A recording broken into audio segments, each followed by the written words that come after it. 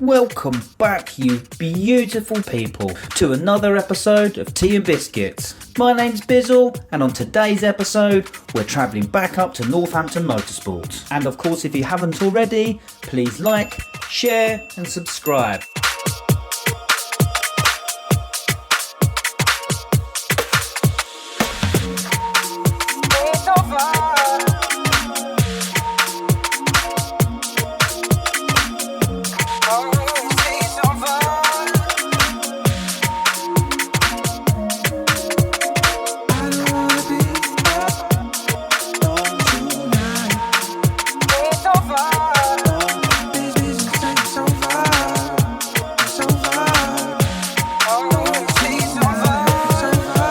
From previous times at the rolling road, I've gapped the spark plugs, I've got exhaust modifications now, I've got a new clutch fitted, and we've got new injectors. So fingers crossed we're not going to have any reliability issues, and we're going to start to get some decent power from this engine. Finally.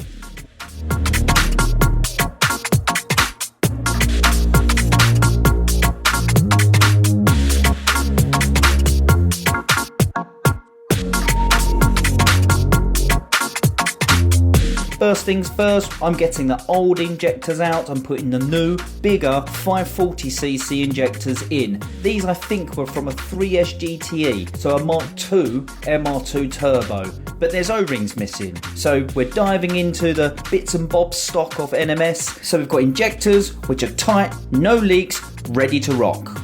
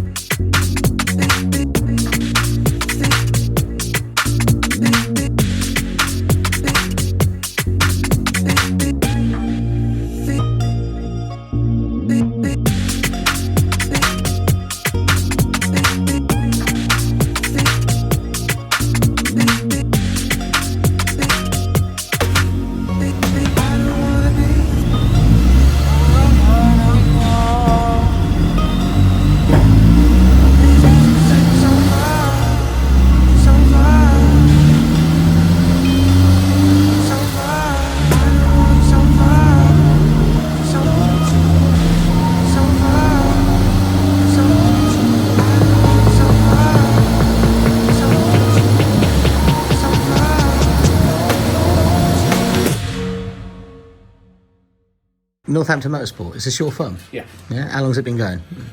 24 years. I bought into the company in 2002 after a career in retail motor trade. There were 3 of us then in a much smaller unit, and there's eight of us now. Well, we were briefly up to 10 people, but yeah, 8 of us now, and obviously a much bigger unit, and the work has just grown and grown and grown. Is this your boy? Yes. Yeah. Family business, yeah? Sort of, yeah. Yeah. So what was the first car you remember working on? It was a Skoda Fabia rally car, and I had to install an engine management system on it. I'd never ever done anything like that before, so fake it till you make it, and yeah, I'll let you know when I've made it. What's the best part of the job? Well, 2 things: the variety of cars and the customers, because you know everybody that brings a car here is an enthusiast of some description, usually, whether it be a classic car or race or rally car or lots of sprint, hill climbs, trials cars, literally you name it, we've done it. But you know, they're coming here because they're excited about getting something done to their car, whether it be a wheel alignment or a performance part fitted or mapping. And that's what I missed in the retail motor trade was, you know, let's face it, you take a car in for a service, it's not something you get excited about. I noticed in the workshop back there, you got quite a mix of cars. Like there's some new ones, Yeah. there's some classic ones. Yeah. What's your preference? A bit of a get out clause, but really that I don't have one. I enjoy working on cars with history, classic cars, and we have had some really special cars in here. We work with Pearson Engineering, who are Jaguar specialists locally, GTO Engineering down in London, who are Ferrari specialists. We do work for Classic Team Lotus. So, you know, when you ask, oh, who drove this car in period, and the team manager says Jim Clark won the world championship in this car, that's quite special. But I like modern cars. I like the tech, you know, engine management, cars with paddle shift and all that sort of stuff. That I find that quite interesting. So yeah, I love it all really. What do you drive? I have a caddy van, and sometimes I get to drive my Cayman, but yeah, mostly the caddy van. Do you have a dream car? Yes, and it would be a Porsche, and it would be a 911. Yeah. If it was not my daily, it'd be a 964. That classic shape, air cooled, just awesome.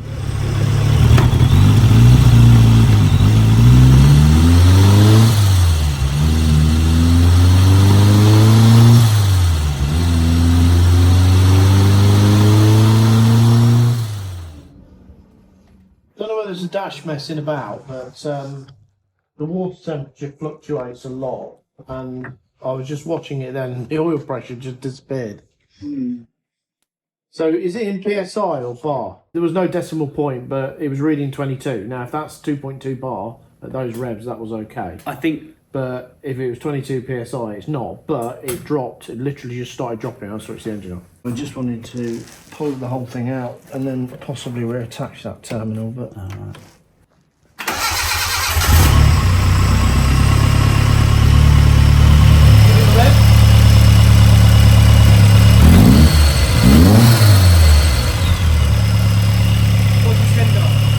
Well, it was reading correctly when it was idling because it's only 18 PSI. 18? Which is not super high, but as soon as you rev it, it picks up straight away, so...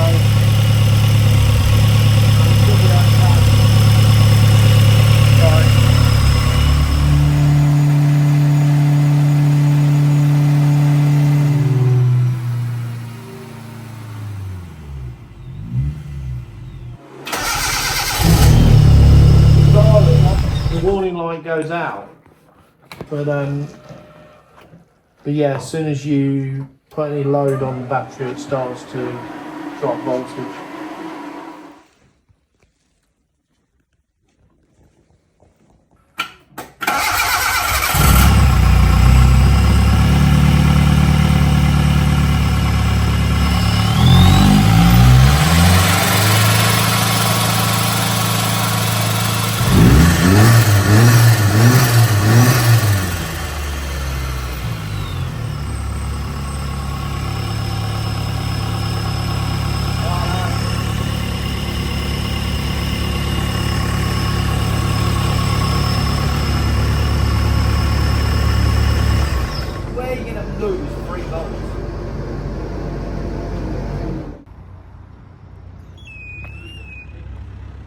Try break it down. What's going on?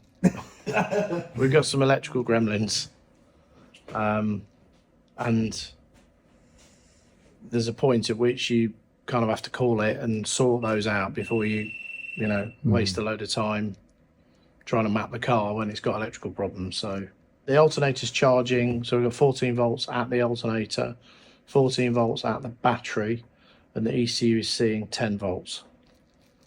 So that causes issues with the injector voltage correction curve and stuff like that. These are the sorts of things that the manufacturers, OEMs, absolutely nail right down, so that under virtually any circumstances the engine will be pretty much fueled correctly. But all aftermarket systems have the same functionality, but we've just changed the injectors, so the correction curve for the injectors we took out is probably slightly different to the ones we've put in. So the best thing that we can do is have a stable battery voltage that is is good, you know, when the fans cut in, when the lights are on, when you're flashing your, you know, your main beam, that all needs to be as stable as possible so that we're mapping to a known voltage, and the correction curve has to have less of an influence on the fueling. But yeah, to lose nearly 3 volts through the wiring there's something fundamentally wrong there. Fabulous. All right. I mean, we can check the voltage at the feed. We can How many feeds are there? There's a single ignition switched feed to the ECU and 2 grounds. So we can unplug the ECU and just check. There's a bit of a bodge. We can run a switched feed straight off the battery if it were that. My concern is that if we not properly mapped. do a workaround today, Yeah. and then you do some wiring, you're not going to know that it's fixed 100%. I do have the Omex Yeah, reader, so I can read the voltage off the ECU. Yeah, we'll check the voltage at the ECU and see what we've got there. Because you're right in what you're saying. I mean, 3 volts could be either end. In some ways, it's more likely to be an earth feeding somewhere through an earth, because you're not going to get a drop across a live wire, are you? So it'd be some sort of leakage somewhere, or can you? Yeah. Of course, it could be something like damage to a wire as well. Yeah.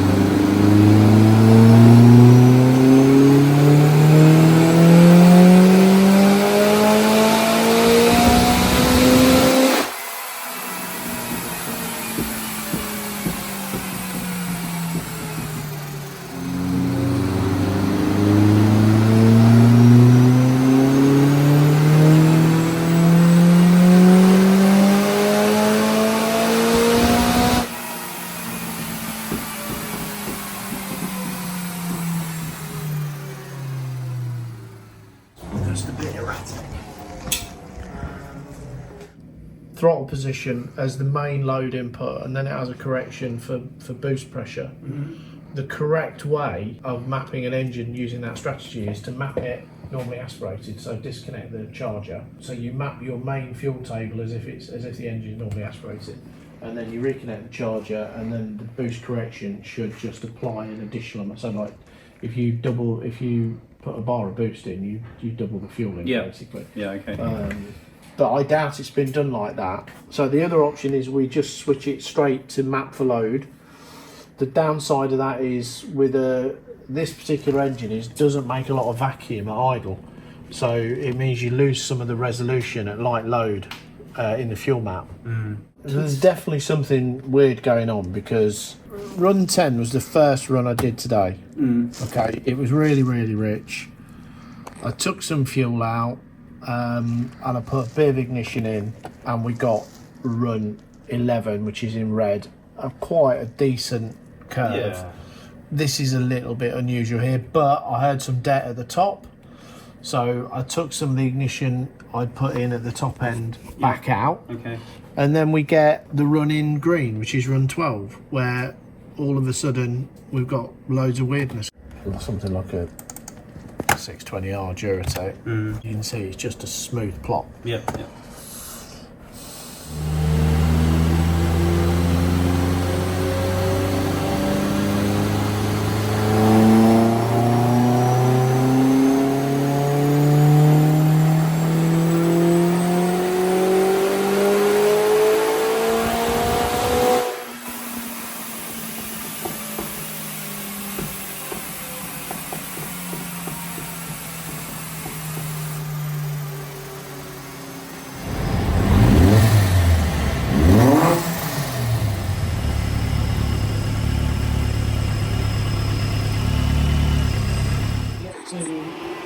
75% throttle, and you know, between 75 and 100% throttle, you've only got this tiny bit of the map here to actually calibrate the fuel. Okay. Because it's not started really to make any boost at that point. So I'm going to have to swap it back, which is simple. This is definitely not a very straightforward car. I don't sound like I'm making excuses, but with all the sort of issues we've had, Omex is one of the easiest systems to map. It's so straightforward, and the software is really easy to navigate your way around. Yeah. You know, we've done hours ago, but this is just, yeah, weird.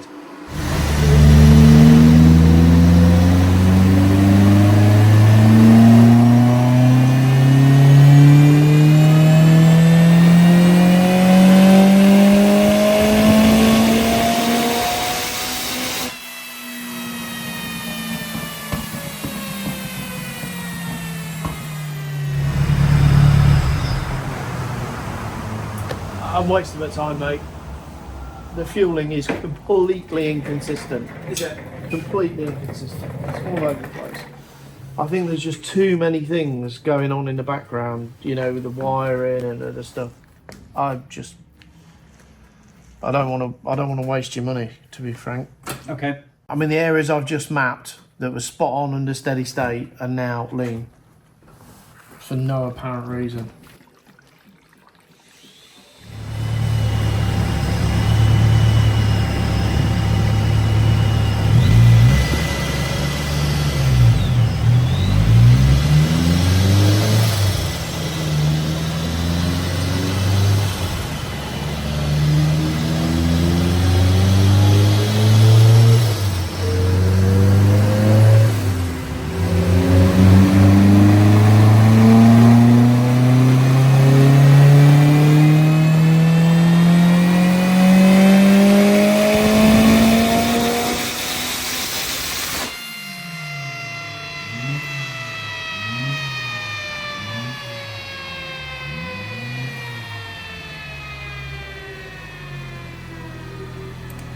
Still, yeah, 1.6 bar, 250 horsepower. I mean, it's not bad. That's a much better figure than we've had, but I think you got 260-ish, a bit more earlier on. The previous one. Yeah, I could hear a bit of that, so okay. I took some ignition out. It leave it like that, and it won't be making 260 for very long.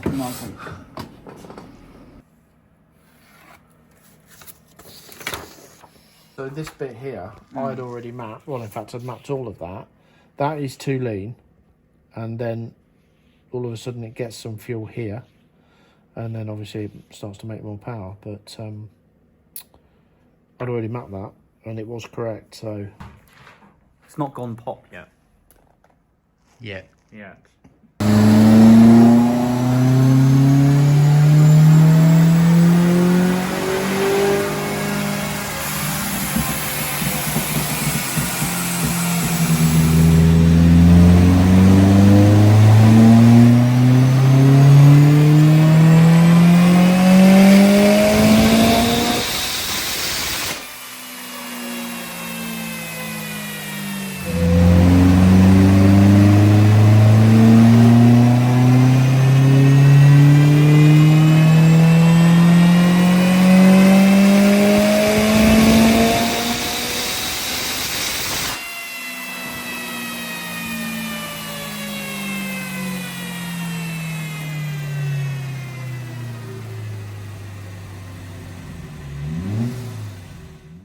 So you know, I showed you that graph. Yeah. And this area that I'd already mapped was lean. So I've gone back and I've remapped that area so it was correct. Then we sorted out the problem with the air temp sensor, which wouldn't have affected that actually, looking at the calibration for that. But now I've run it again, and the area I've just put a load of fuel in is now too rich. So I'm just going backwards and forwards for no apparent reason. The fuel pressure is stable. I have no idea what's going on. Sorry to say. Can you point me in any directions? Unstable earth on the injectors? Yeah, possibly. I think the wiring is the Achilles heel of this installation. Okay. There's too many little weird gremlins. So that would be all of the engine side of the loom, yeah. right? So all the sensors, repinning onto the plug, rewired, repinning. Yeah. Okay. I mean, the easiest way to do it is with a semi-assembled loom from Omex. The ECU connector is pre-pinned, and then you have colour-coded wire tails, which are probably about 2-3 metres long, maybe a bit longer. So you can put the ECU wherever you like in the car. You can route all your wires nice and neatly, pick up clean earths, make sure all your sensor grounds are good and stuff like that. They all go back to the ECU anyway, make sure the ECU is grounded properly. That would be the other thing to look at, is whether the injectors are okay. I mean, I'm not saying that these are not, but there are a lot of, should we say, cheap imitation injectors from... I stayed away from a particular company for that reason and went to this company because they say they're genuine and good. Yeah, but, I mean, if they're tested, then there's a good chance they're okay. But you know, when you've mapped an area and then you go away, do something else, either a different part of the map, or you make some of the changes to something that's unrelated. You know, it might be around idle or something like that, and then you go back to a point you've just mapped and the fueling has changed. You know, really, if it's not consistent, it I get that. time. Okay. Would an air leak or something affect it? So air leaks generally affect the engine at light load and idle. Okay. I mean, when the engine's flat out, the air leak would have to be massive. I mean, absolutely massive. And they're generally consistent, aren't they, air leaks? They don't come and go. So yeah, air leaks will definitely affect the way it idles, because you know the volume of air coming in through the leak, as a percentage of the total volume of air the engine is consuming, is relatively large. But as soon as you open the throttle even more than 20-30%, now the engine's consuming way more air, and as a percentage that leak becomes insignificant. It's running way better than it was before. I would say it's drivable. If you use it in anger on a track day, it is completely at your own risk, because I can't be certain that what you'll be driving on the track day is what it leaves here with. I mean, I can't even get 2 consistent runs out of it today. Power wise, we're around 250 mark. I don't think it's going to make a great deal more, even if we sorted out these issues. Unless, you know, I mean, going back to the injectors thing, I have had brand new sets of imitation Bosch injectors and a couple of other brands where we've been chasing our tails trying to get an engine to run correctly, pulled them out and tested them, and I have a set of 4 where one injector's like 30% down on the others. And of course you're measuring the lambda as an average of all 4 cylinders. Yeah, you're not going to pick up. So then you correct that, and now you've got 3 cylinders that are running a bit too rich and one that's a bit too lean. All right, got a bit of wiring to do. I mean, a semi-assembled loom's about 70 quid. Okay, you've got a bunch of plugs and you're going to want some heat, sheathing and stuff like that. But all the power to the coils and the injectors comes from the power relay in the wiring looms. That supplies the injectors and the coils with a permanent 12-volt feed as soon as the engine doesn't come out of the... And all the ECU does is ground the coil and ground the injectors to control them. Okay. Thank you very much for trying. Well, more than trying. You persevered. Very trying. Very trying. Okay, so today what happened was better than last time. We had some issues around the oil pressure sender, the air inlet temp, ECU wiring was a little bit iffy, but luckily we kind of just done a pass around for that.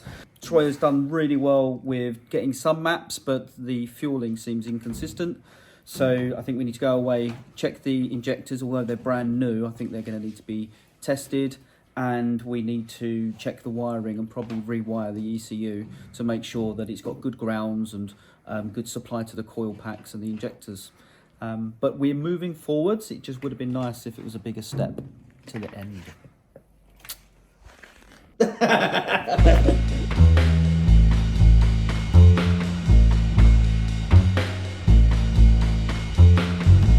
polite reminder here for you to like, share and subscribe, because you know in future episodes I'm going to have to rewire that whole ECU, all of the connectors, all of the sensors. I'm going to take the injectors out and get them checked over. I'm going to check all the supply and everything to the fueling system, and I've got to fix the shortcuts that I did in the previous episode. If you want to be a part of Tea and Bizz-Kits, you are welcome. Send me an email or hit me up in the comments. If you want a little visit from me, I might bring a little 3D printed trinket with me as a thank you, and definitely some biscuits, obviously. We can maybe walk around your garage, have a little chit chat, kick your tyres, share some stories. That'd be amazing. So if you want to be a part of it, hit me up.